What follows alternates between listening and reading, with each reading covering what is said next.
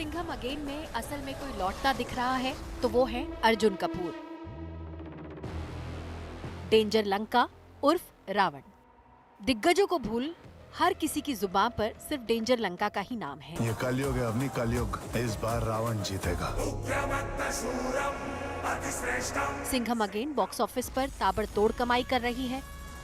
पहले ही वीकेंड पर 100 करोड़ का आंकड़ा पार करने वाली इस फिल्म में कई दिग्गज सितारे हैं।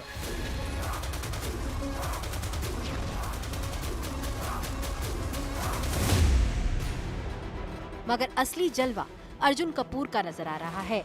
अर्जुन भी खुश है। जब एक झलक दी थी रोहित सर ने नरेशन में about the combination of a modern day interpretation of Ramayan, I just felt honoured and blessed that he's chosen me to be part of this.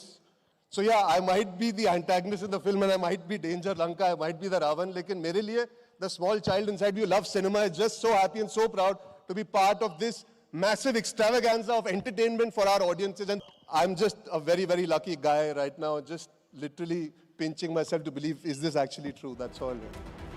बीते कुछ सालों में 10 फ्लॉप फिल्मों का मुंह देख चुके अर्जुन कपूर के लिए ये फिल्म किसी बड़े अफसर की तरह है। विलन का किरदार इससे पहले भी कई बड़े सितारों को फ्लॉप के अंधेरे से निकालने वाला साबित हुआ है। ओमकारा का लंगड़ा त्यागी हो, शूट आउट एट लोखंडवाला का माया या एनिमल का अबरार, इन सभी में हीरो बॉलीवुड में अपनी धुंधली होती छवि को वापस उबारने के लिए विलन बने और छा गए। कम से कम 7, 8, 10 साल पहले जब मेरे करियर ठीक जा नहीं रहा था तो मैं थक गया था कि मुझे फिल्में आती हैं, रोल अच्छे मिल नहीं रहे। 2-3 साल मैंने काम नहीं किया, फिर मैंने सोचा नहीं मुझे कुछ करना चाहिए। आप में एक शर्म, एक झिझक रहती है। पहले रहती थी कि मैं वैसे कैरेक्टर कैसे कर सकता हूँ, मैं ऐसे कैसे कर सकता हूँ।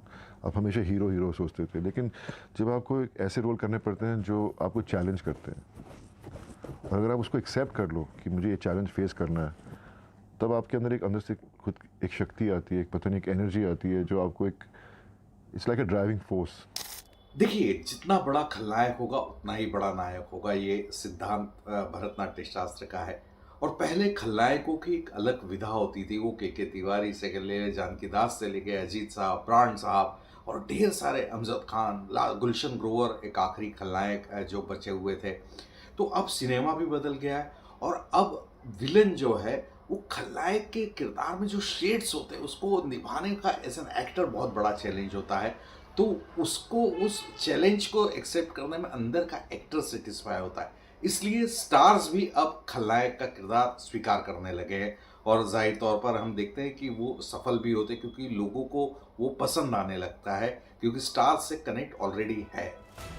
हिंदी फिल्मों में नायक और खलनायक का फॉर्मूला बहुत पुराना है। आमतौर पर दोनों का अपनी छवियों से बाहर आना मुश्किल होता है, लेकिन हर दौर में कुछ सितारे ऐसे रहे हैं जिन्होंने ये सरहद तोड़ी है और कामयाब हुए हैं।